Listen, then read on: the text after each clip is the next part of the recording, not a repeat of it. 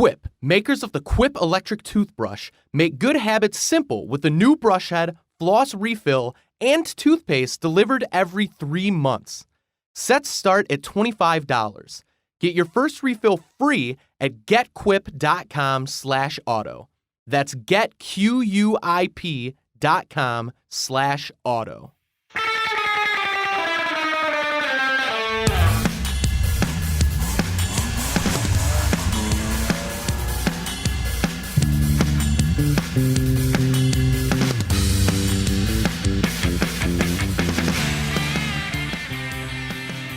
Welcome to another episode of the Autoblog Podcast. I'm Greg Migliore. Joining me on the phones from the West Coast is West Coast editor James Riswick. What's going on, man? Doing real well. Excited for a two-man podcast here. There's just two of us. Literally everybody else in the office is sick. And James I'm not is even scheduled in to be the on office. anyway. Yeah, that's how you stay healthy is work from home and, stay bunkered down, stay healthy. I'm going to start crushing Emergency and all that other good stuff just to keep the vitamin C flowing. But we do have a good show for you. So listen in. Trust me, we're not contagious. You could listen. I don't think that's a thing. You can't get anything over the podcasts.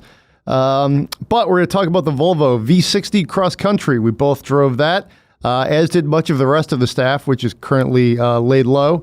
I also drove the Ford Explorer ST. You've driven an Explorer in other forms. Is that right, James? I actually have driven the ST. I was on the first drive launch out here in Oregon. So, all right. Well briefed. So cool. Well, nice. We'll riff on that. And then we're going to spend your money. But we do have kind of a mailbag segment for this episode, which is kind of cool. We've got some updates on how people actually spent their money and then a question. So let's live dangerously. It's almost like we're doing it live. Volvo V60, though. First of all, check this out on our website. We've got a nice sort of East and West Coast driver's notes, cross-pollinated, if you will. James contributed. We drove it here in the office. Wiped it down with hand sanitizer, I hope. Maybe that would have kept everybody healthy. Anyways, I really liked this sort of lifted wagon. I think it's good looking. I really like the design cues, the Thor's hammer headlights. This one was very handsome. The interiors of this and other Volvos I generally like. Census is something that I'm not really loving. I think we all thought it was amazing maybe 3-4 years ago or so. Now I just find it takes a few too many layers to get it to do what I want it to do, specifically involving temperature. So that's a thing with me. But overall, I think you buy this car because you want sort of a modern day wagon.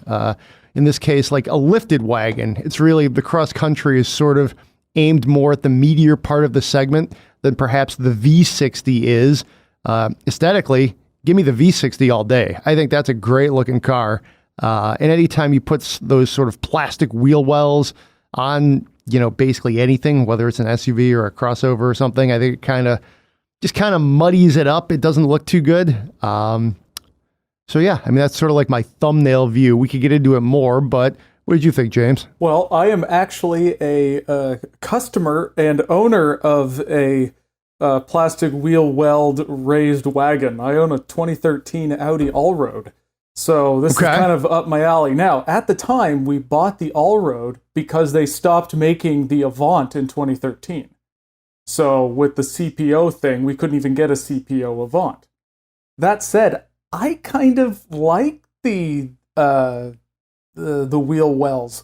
It kind of makes it look wider. In the Audi instance, it kind of makes it look like an RS6 Avant, even though it isn't.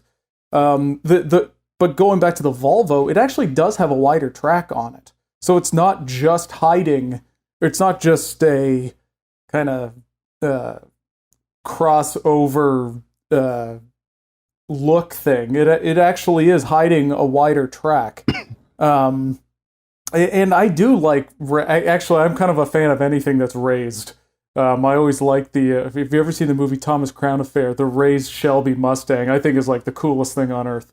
But I do like this cross country quite a lot. And if I were to replace the Allroad, I'd happily get one. I like the fact that it's boxier in the back. And that alone makes it that much more practical. I've made a lot of road trips in our wagon, and it's generally sufficient amount of room, but I tell you, I could fit basically one more bag in it, and that can make a big difference. The other thing I like about, now you talked about census. One thing I found about census is that it does take a little while to figure out where everything is and to configure it to your specifications. I agree with you that having physical buttons for the climate system would be better. But once you figure it out where everything is and how to, in my case, remember what my settings were the last time I was in a Volvo, once you get that, I kind of like it. Specifically with the larger screen, you can show both Apple CarPlay at the same time as some other vehicle element, and choosing what that element is, be it navigation or even the radio. So you can have radio and like Google Maps up at the same time. It's a lot easier to do that than, say, in the vertically oriented screen that I currently have in the Subaru Outback.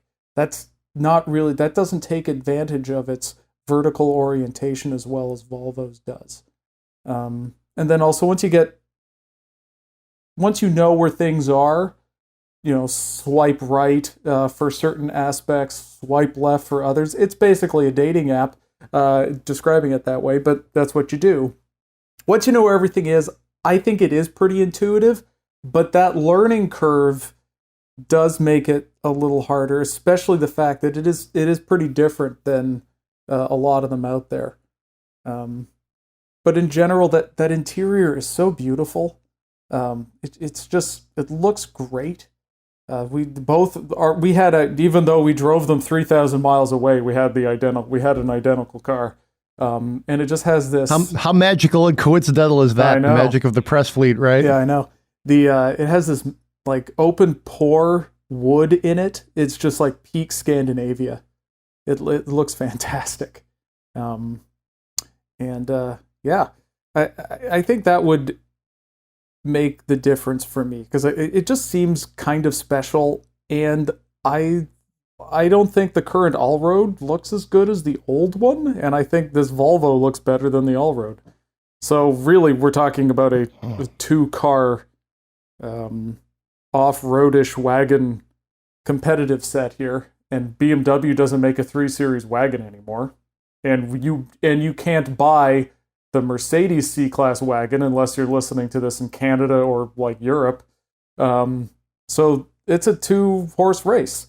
Unless, of course, you buy what is currently parked outside my house right now, which is a loaded Outback Onyx Edition, which has all the bells and whistles in it, and it has way more space. The Outback is enormous, compared both to the Volvo and most other vehicles, really. It's amazing how much stuff you can fit in that, how many people can comfortably fit inside, and comfortably, obviously, it only has 5 people capacity, but the back seat is giant. I had 3 full-size adult friends riding comfortably back there the other day. It's a lot cheaper than the Volvo too. That's another element, but it's not anywhere near as nice inside, and nowhere as nice to drive. So that would be the other thing to consider. But I'd get the Volvo, albeit a couple years later, certified pre-owned. I agree with you. I think the Volvo really has eclipsed sort of that, what Audi set out to accomplish. I feel like Volvo their cars feel a little more special than the Allroads, I think, frankly, ever did. We actually had an what do we have? An A4 and A6 Allroad. Back in like 16, 17, it was sort of like a short, long-term vehicle. We had it for like 3 months. Yeah, that's the A4. Yeah, and that to me was just like a very, I don't know, that car did not feel special in the way really any of the Volvo like V60 or V60 cross-country sort of feel. So there's that. I mean, one car that, frankly, if I had my pick, the Jaguar XF wagon, that's a beautiful car. But I don't believe they make that anymore, if I'm Googling correctly. Because for a while, we actually kind of had a really nice, like there were some wagons out there for enthusiasts. If you wanted to, go down that road, you could get excited. You could, sort of just, satisfy your Jones for a wagon. It's a thing. It's almost like I don't know. Car journalists always want brown manual wagons. And then it seemed like for a while, car companies were actually listening to us and they were making more wagons. But I think you're seeing the market slim down a little bit. Yeah. But yeah, I mean, it's too bad. The other thing is, one thing to point out is that there's a V90 cross country. And that I do like better than this. Not just because it's more expensive, but because its ride quality is a lot better. I tested one with 18-inch wheels, and it has an air suspension at the rear that's mostly for loading purposes and auto load leveling. However, a lot of these new 60 and 90 series Volvos, their ride quality, once especially you get larger wheels, really degrades. It'll feel totally, they're nicely damped, and it'll feel totally fine, and then you hit a sharp bump and there's a level of impact harshness you're not going to get say in my Audi Allroad or a BMW even. And this V60 we had 19-inch wheels, and absolutely you do have that impact harshness over bumps that you didn't get with the more, go figure, more higher profile tires result in a more comfortable ride. So I haven't driven a V60 with the 18s. And if I have, it was in Sweden on snow, so I don't think that's comparable. So could be like Michigan roads, maybe. I mean, right, it's about the same. Exactly, on a Michigan road, this is exactly the type of thing you would notice, is just you hit some pothole and you're going to notice it more than you would in another car. And the thing doesn't, I thought actually driving it, I thought it had run flat tires on it. It doesn't. It has a spare tire. So that's something to consider, because although I really like it, I would absolutely push to get the 18-inch wheels. And even then, I do think that the V90 would be that much more comfortable. Because Volvo has tuned these cross countries to be more comfortable than their non-cross country wagon versions. I think one thing real quick, you actually still can order an XFS Sport Brake on Jaguar USA. Go to your local dealer. I thought it was dead, but apparently just rumors of its demise were rather strong for a while. But for now, enthusiasts, you can still get a Sport Brake, which I think is actually an awesome thing. And frankly, that would be my pick in this segment. But it's like, to me, even though that car's got a lot of issues, we had one in the office and we thought it was gorgeous, but there were a lot of complaints. I think, James, you actually did a review of one of these, of a Sport Brake a while ago too, maybe back in 18. Yeah. My point being is that's probably the prettiest of the bunch, but it's expensive and it's got some foibles. Then I think you get the Volvo and then the Audi Allroad and then the Outback, though, for just bang for your buck. It's really tough to beat an Outback if you want like a wagon, a lifted wagon sort of thing. I mean, you get standard all-wheel drive. I mean, I think Subaru design sort of transcends like segment, which is a lofty way of saying, you won't look out of place whether you roll up to a fancy golf club or Kroger in this thing. I think Outbacks sort of have this cred that really just carries over across, segments. And I don't know, maybe this whole segment is a long way of saying Outback is probably the best bet. I don't know. Well, I mean, 90 some odd % of all wagons sold are Outbacks. So it's basically the Subaru Outback is its own segment, and then there's other wagons.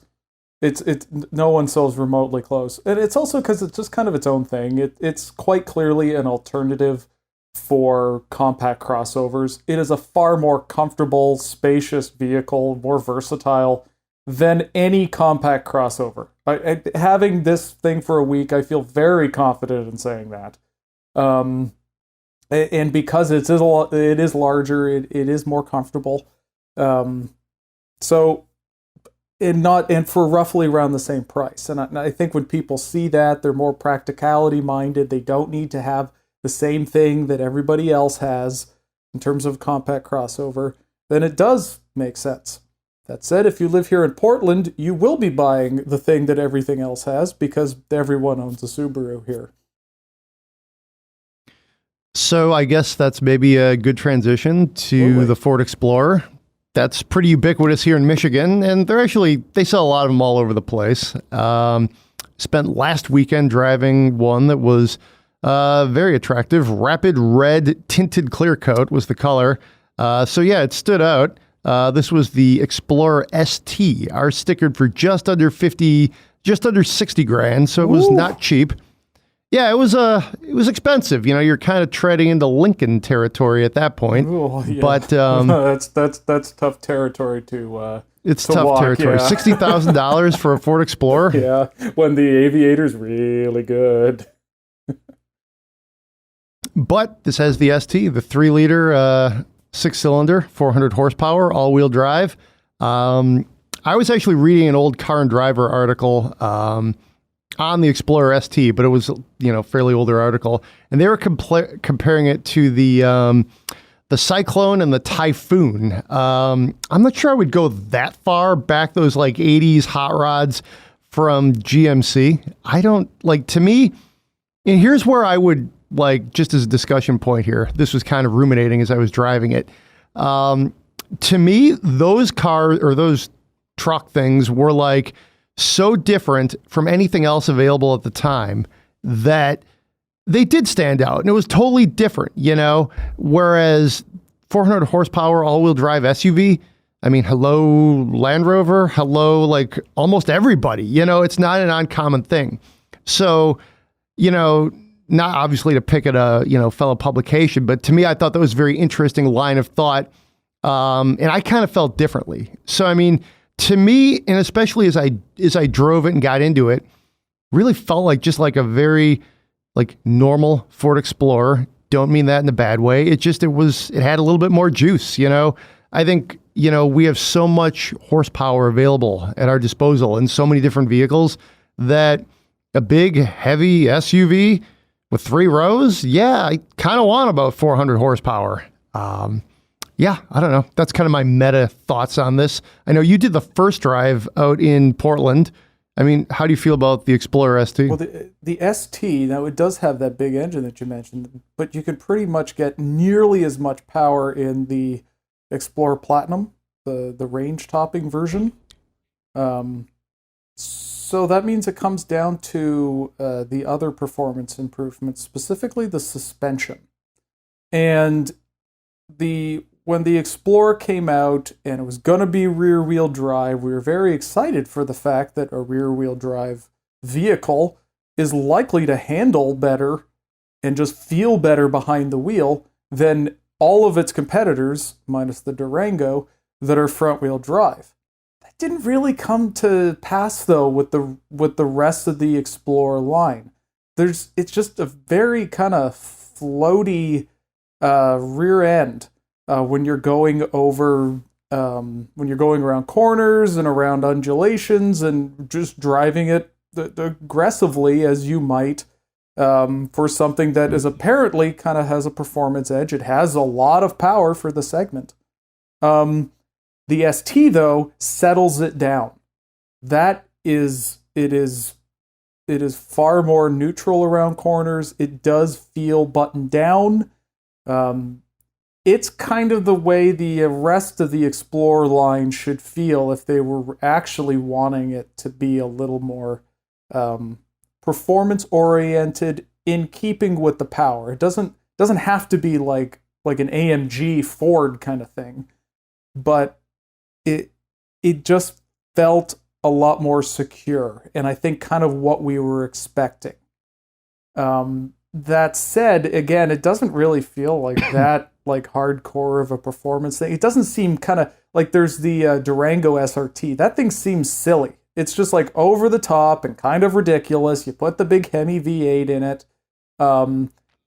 The ST kind of feels like it should be more over the top, because if you're just looking to, be a serious performance machine, why are you buying a 3-row family crossover? That's definitely never going to be that. So just go over the top with it. Make it a little silly. And it just didn't strike that right balance between an actual performance machine and just again, just an over the top thing to just to have, because if you're going to drive a family mobile, well, let's make it ridiculous. It just didn't really strike enough of a unique, appealing niche for me, if that makes any sense at all. No, I'd agree with that. Like, frankly, when I signed it out, I was thinking, well, what am I going to do with, what am I going to do this weekend? Is it going to snow? Is this thing like going to be a little too much of a handful? Do I want to take this over and load a bunch of junk into it? What am I getting myself into? And then I thought to myself, like, Greg, come on, you're sending out a Ford Explorer. Like, this isn't that big of a deal. It's going to be fine, I would say almost the buyer, I feel like, is somebody who walks into a Ford dealership, looks at the other trims, and sort of knows they need a Ford Explorer. Maybe a couple of kids, maybe they're going to put some dogs and just stuff in there, like all the normal reasons you're going to buy a Ford Explorer.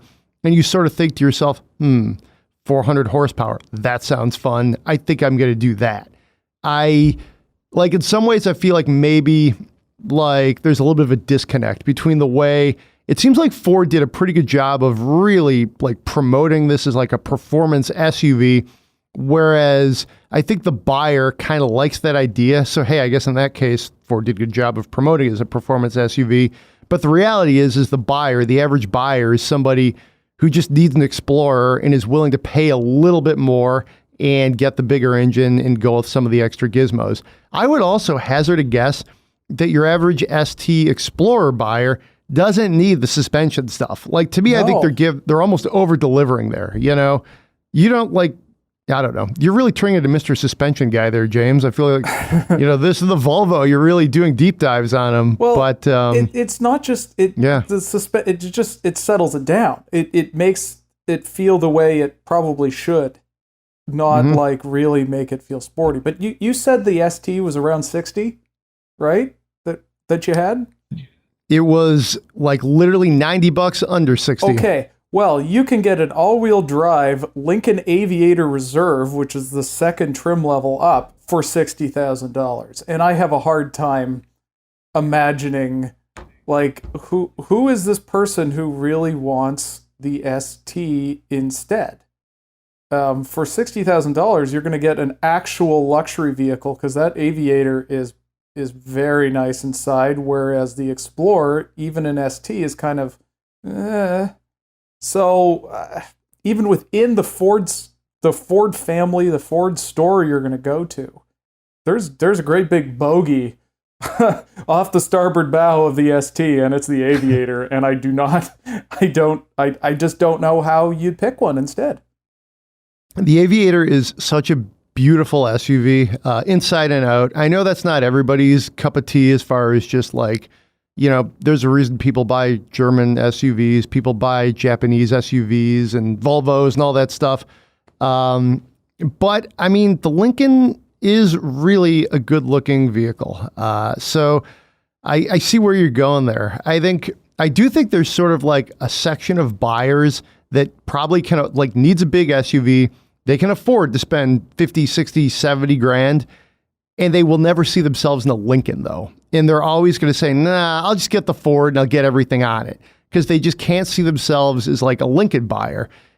Granted, I would argue that's kind of outdated thinking at this point. I think if you drive one, sit in it, the Aviator is a really cool name, I think, just like the Navigator. I sort of feel like if you came to Lincoln without having just the sort of like, historic, venerable sort of baggage that it carries, you would be like, oh, wow, this is a really good looking car. Like, what do I do? Like, if it just said Aviator on it, you might be like, oh, what is this thing? In some ways, I'll give Lincoln credit. I mean, that's kind of like what American luxury should look like. Like, it is a confident, somewhat bold, but it's not brash. It's not like, bold's a cliche. It's confident. It's a good looking vehicle. Whereas like, I think Cadillac sometimes is a little bit much. Yeah. You look at the different XT5, XT6, there's all these lines and wrinkles and the headlights kind of like are hiding. So yeah, I mean, long story short, Aviator is a good looking car, and it's like, we've said this, it's a compelling alternative to the Explorer. I also think the Explorer interior is not quite as good as it maybe should be. I think, we've got the new Tahoe, the new Yukon coming out. Those were, pretty old interiors, and we just sort of acknowledged that and moved on. Whereas it'll be interesting to see what Chevy could do to spruce those up and see, Ford just felt like they kept pace with the Explorer. It doesn't feel like the interior is anything amazing. Like, I feel like there's a chance here to really take it to another level. But I don't know, maybe all the interior juice is going to Lincoln right now. Yeah, they don't want to create too much of a point of comparison between the two. But at the same time, Ford is competing with Hyundai and Kia. And maybe, to be fair, Ford didn't know the Palisade and the Telluride were on the way when they were developing the Explorer. And the Explorer certainly has a better chance when you're looking at, say, a Honda Pilot or a Subaru Ascent next to it. But still, $60,000. It's gotta be nicer. I will say this. I think the exterior design of the Explorer is a job well done. At first, I remember specifically, I was watching the reveal, like whenever they did it. I think it was a Detroit show, maybe year and a half, 2 years ago, somewhere in there. I remember thinking, wow, they did nothing. This looks exactly the same. What were they thinking? But then you see it on the road, and it's got a very prominent sort of chiseled like belt line going up the side. It's more angled. It goes into the headlights, which are kind of like, they seem a little smaller. Best thing I could say is check out a picture on Autoblog. You'll see what I'm saying. And to me, it just looks a lot fresher. It looks like it has more presence. It's got, your favorite plastic wheel wells and things like that on most trims. But I just think it looks a lot fresher, a lot better than the old one, which looked fine. Nothing wrong with it. This is very much an evolutionary. We're going to take a big SUV and just kind of lightly change some things. But I think they did just a little bit more. Stuff that you might not notice, frankly, even in the press photos. But there's a ton of Ford Explorers driving around Michigan, and there's a lot of new ones. So when you see them, frankly, side by side is not an uncommon occurrence. The new one just looks like it, I'll use the cliche, hit the gym and came out, sleeker and better. So I like the look of it. Cool. So any other Explorer thoughts? No. I think we got it. I think we're definitively kind of meh on the value proposition of the ST. Sounds good. So we've got, so we're going to spend some money, but before we do that, I'm going to go to the mailbag. This is kind of something we've been meaning to do and just haven't, but since we got a little bit of more of a chill podcast this week, I'm going to just go in here and kind of update everybody. So this is an update from episode 610. This comes from Will. He was the one who wanted to basically find second car, was looking at his wife's daily driver was the 911 Targa S. He had a $20,000 limit. He was looking at all sorts of sort of toy cars, if you will. He writes back in. He's looking at cars still, essentially. Thanks us for the recommendations. It says the S2000 and the MR2 are very interesting. He's going to start looking at them. And get this, I think this might have even been your recommendation, James. He's going to more seriously consider Mercedes SL 500/550. So that's kind of interesting. I think that's like three very different cars. So I don't know. It's always kind of cool, and people take your advice. You have any follow-up thoughts there, James? Well, the Targa thing, that sounds like a cool car you currently own. Yeah. So what? So that was my thought too. It was like, hey, you've got a 911 Targa. Maybe keep that. But actually, I'm thinking that must have been me. I might have been the Mercedes recommendation. Yeah, I wasn't on that podcast. Gotcha. Who was it? Somebody said they like GT cars. Maybe that was Kirsten. No, that was Somebody me. was like, that was me. I just don't think that was that episode. Because I definitely do know gotcha. that's my bag. I'm more of a CL guy than an SL. I gotta have the near useless back seat. I'm kind of with you there. Actually, I like that theory. I like a little car. A little car around you, a little more like style, a little more gravitas, if you will. So yeah, anyways, he was looking for sort of a toy car, and it sounds like we've narrowed the field and then thrown a couple of kind of random things to sort of muddy the waters. So hey, glad we could kind of help. Okay, this comes from Moises wrote this one. This was, let's see, he ended up buying a 2006 Porsche Cayman S with under $30,000. It was completely stock, and he says mint condition. So way to go. Cool. Awesome car. That's pretty cool. Yeah, so that's an update. This is another writer who has a mid-sized mid-sized crossover for all of his daily driving and was looking for something just a little more fun in his off time. He was looking at a bunch of BMWs, threw a Boxster S on there, which I think was my pick, and a Golf R. But hey, he went with a Cayman, so good choice. Thanks for writing, Moises. That's cool. It seems like we had a lot of fun spend my monies, if you will, where people they needed a second car, and hey, they looked for us to have some fun with it. So that's cool.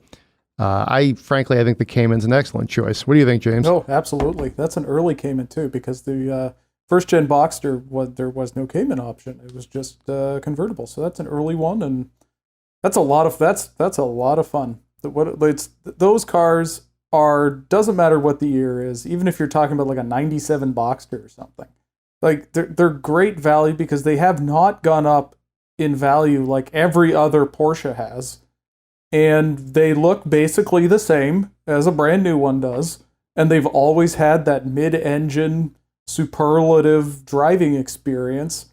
And if you're looking for a toy that isn't that much to buy initially, and they made a lot of them, so on the Porsche scale, it's not as expensive to maintain. Boxster Cayman, regardless of year, awesome choice. Agreed, totally. I went on the launch of the Cayman / Boxster. It was the GTS back in the spring of 14. It was off of an island in the Mediterranean. I forget which one. It was an amazing Porsche trip. Had a ton of fun.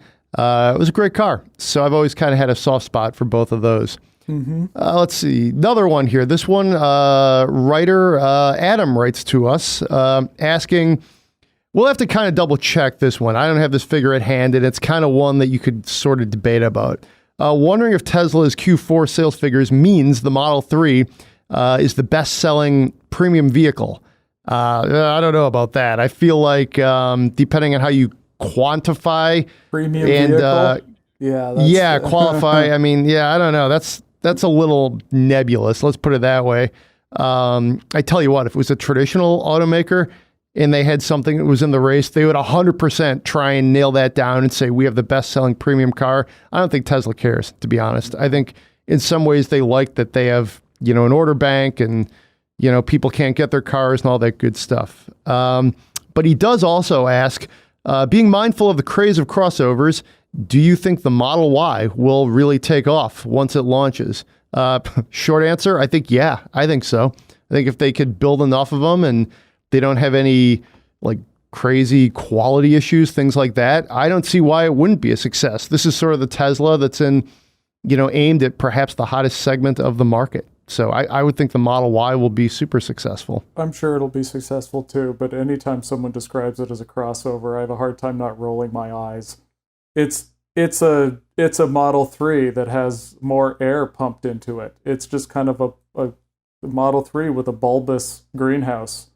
How looking at that does that go, oh yeah, that's a crossover, which is kind of like an SUV. I'm sorry, I don't see it. I was very disappointed in that. For as wacky pants and insane as the Cybertruck is, at least it was different. At least Tesla broke out of its Russian nesting doll thing that it's doing, which I think is disappointing for a company that is so good at innovation and is known for innovation and doing things that are different. And the Model Y hits me like blah. It's just very disappointing and almost kind of like Audi in its nesting doll sameness.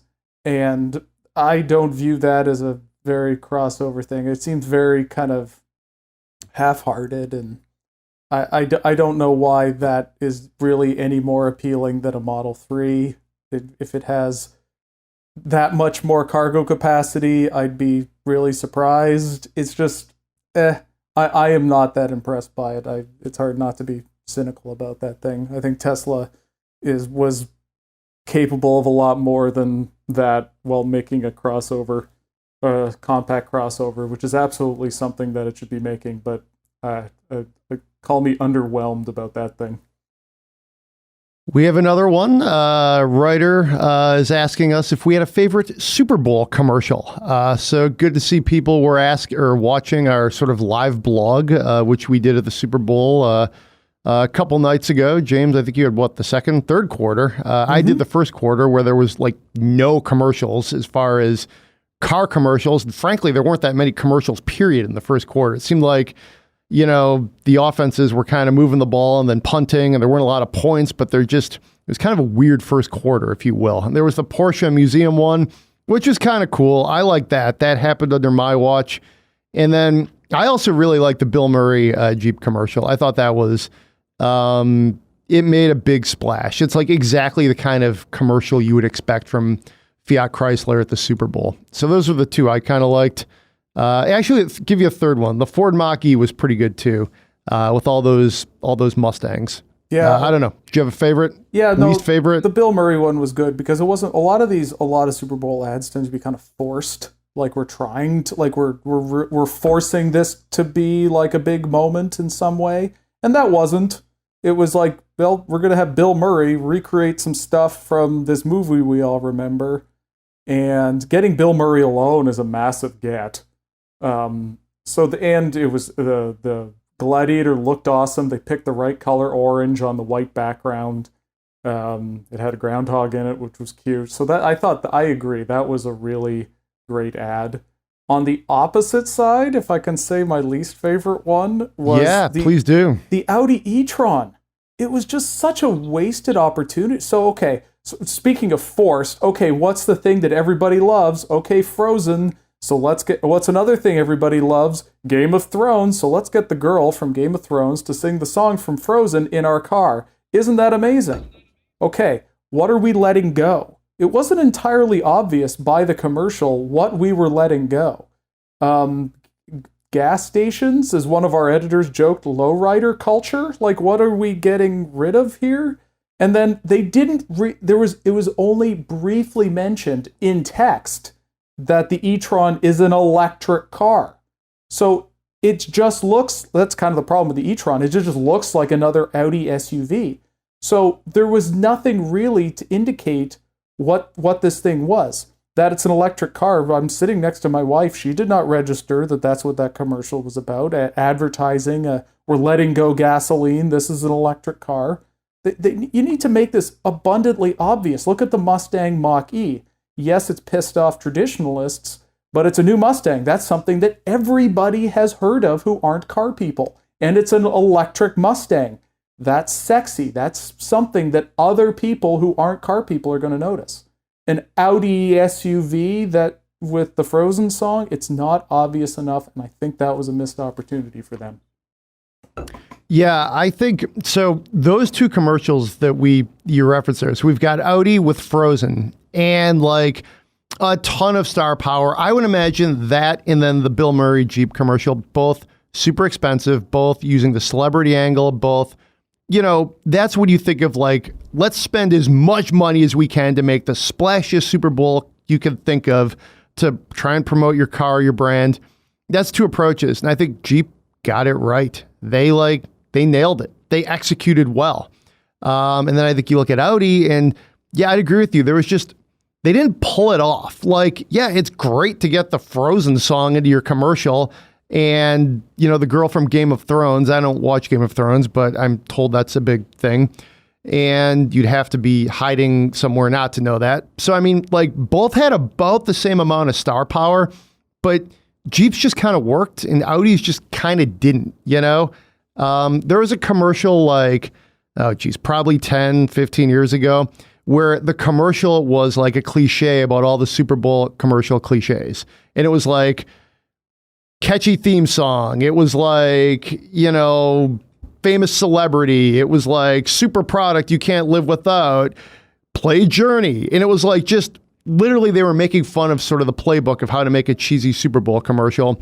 And then it kind of seemed like Audi actually went out and did that. So, I mean, there were worse, let's put it that way, but I just don't think they pulled it off. Whereas I'll say this with Jeep, like that's literally the most obvious Super Bowl commercial ever. The Super Bowl is always around Groundhog Day. Mm-hmm. Groundhog Day is never going away. Bill Murray is Groundhog Day. I mean, were they just the first one to back up the Brinks truck and say, hey man, because literally that car commercial could have been about almost anybody. Take the Gladiator out of it. You still get Bill Murray and Groundhog Day themes. You change some things, but that's been sitting there for the taking for years. Mm-hmm. And props to Jeep for stepping up and making it work. Yeah. So yeah, I like that one too. Well, the other thing is, the fact that it's a bright orange Jeep Gladiator helps because if that was an Audi e-tron, we never would have noticed. It does need a car that's of kind of equal grandiosity to Bill Murray to be noticed. So I think I think that helps it. Another ad, kind of a similar thing, was the new Hummer ad. And when we saw that preview the previous week, I thought that was just the teaser for the main commercial where we'd see the whole thing. And I don't understand why they didn't show the whole Hummer. They just previewed it. This is the biggest stage that is going to have. You can have some later, you can introduce it at an auto show. You could introduce it to GMC truck fans 4 months from now at a special event in Detroit. But you're never going to have the same audience that you had, that you've paid multi-millions of dollars for, then at the Super Bowl. So just previewing that there's going to be a Hummer, like, show us it. Like, create the hype. Do what Ford did with the Mustang Mach-E. It came out. There it is. What Tesla does all the time. Show us it. I don't get why they just kind of previewed it right at the end. It seems like that also seemed like a wasted opportunity to me. Well, one thing to remember is that General Motors has tons of money, specifically tons of marketing money. So if they're going to make a screw up, they could make a $4 million screw up or whatever it is. Whereas other brands, they can't do that. That's their budget for the first quarter, for the year. You know what I mean? They can't just say, oh yeah, our Super Bowl ad didn't do so well. Oh well, what's next? So there's that. I agree with you. I think they should have shown the car. I mean, why not? If for no other reason than you just bought a Super Bowl ad. Yeah. The whole world is watching. Throw it out to the masses as opposed to doing it at a smaller offsite event where then it essentially goes through the gatekeepers you and me. And maybe your average EV buyer doesn't see it. That was a great chance. And I think they did succeed on some levels to change the narrative around Hummer because, hey, Hummer as of Sunday is now an EV vehicle. What a great, that didn't roll off the tongue right, but you know what I mean. They in one ad changed the identity of it. So at this point, why not show the vehicle? I kind of wonder if, and this is somewhat alarming, if it's not ready, but I mean, I would counter that with, they must have some sort of styling buck, some sort of concept that they could backlight and throw out there and get people excited. I mean, Tesla does this literally all the time. Yeah, Cybertruck was not ready. Right. Definitely not ready. So yeah, I mean, I will say this. I think you were talking about the Mustang is one, the Mach-E is polarizing, but everybody knows what a Mustang is, no matter how much you know or don't know about cars. I think Hummer is pretty close to that territory, and that's good or bad. There's people who hate it, and then there's people who probably own them, and really like that style of vehicle. So I think, you've got a lot of brand recognition, make it an electric Hummer and, you could really relaunch that. It's not a brand, but that vehicle with a lot of momentum. Yeah. So I think they accomplished what they were trying to do. And I think it was an okay spot. I just think they could have aimed a little bit higher. So maybe we should spend some money besides marketing money. All right. So let's see. I'm going to kind of do a Cliff Notes version of this one. This is kind of a long one. Long-time listener, first time had the opportunity to ask us for money. Great. Currently is a BRZ driver. Found out his wife is pregnant. He was thinking his next car was going to be a used C7 or a Cayman S. He is not going to be able to put a car seat in that in a way that, it sounds like his family can agree upon. So he is looking for something that has a back seat, quite simply. He lays out a couple of reasons why he should be able to do things. Let's put it that way.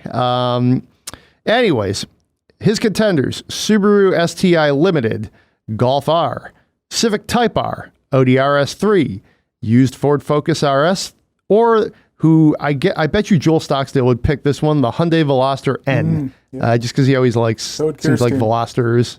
And Kirstein, yeah. So those are the choices, James. Kind of bounced around on that question, but in short answer, he wants a fun car for his new family, which is awesome. Congratulations on that note. Budget is so what do you think? Under $55,000 or so. Now, he says NVH has never bothered me. Okay, well, that might be the case, but I don't think you want to put any passengers, let alone a baby, in a Subaru STI Limited. That car has one of the worst rides of any car. I have friends who do what we do, and they were very big Subaru. This is their type of car, all-wheel drive. The guy used to race at rallies, and he came back in this car and says, that is the worst ride I've ever had, and I could not drive that every day. So when you have Subaru people saying that, I'm like, that's not something I want a part of. And as the person here even indicates, the interior is not that great, especially for the money. I would agree with him about the Golf R being a little dull, but you get a lot of space in that thing, and I mean, you gotta balance this a little bit, right? You gotta have fun, and it's still gonna be a family mobile, which maybe that hasn't hit him just yet. Yeah, I feel like there's a little bit of a delayed reality sitting in here. And I just had the Civic Type R. It I wish you could put a paper bag over it, but it is fantastic. It's also it's a little more practical actually than the Golf R. The trunk is more useful, especially if you have to put a big baby stroller in the back. It would be a little more friendly for that. It's deeper as opposed to taller. And the Veloster, and especially if it has 2 rear doors instead of the Veloster which only has 1.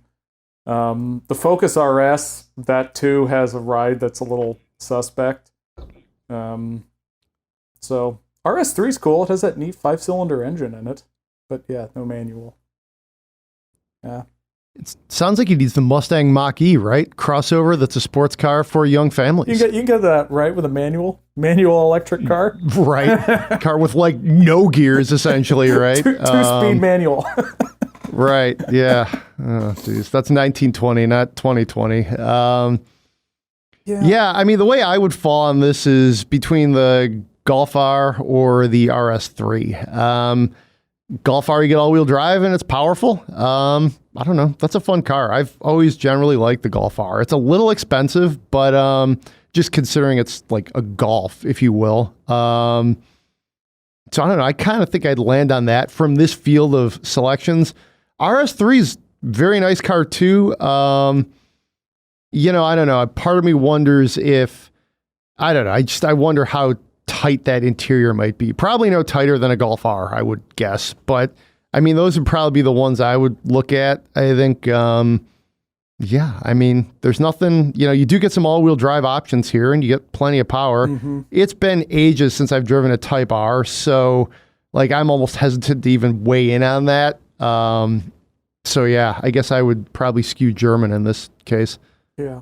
I mean, and really the kicker is it's a manual transmission. And I think we all kind of feel that now is the dearth of them out there. And it's kind of hard not to go, I think I just buy a used kind of modern classic and save the remainder for the inevitable maintenance on it. So it's kind of unfortunate that you end up with that, but yeah, I'd recommend the Type R, but again, I'd have a hard time driving something that looks like that. I really would like them to do a Type R touring, like the Porsche GT3 touring, where like you get rid of the wing and 50% of the fake vents, and maybe some red in the interior as opposed to all of the red that's searing. Yeah, he even says eye-searing red interior. Yeah, there you go. Instead of that, yeah,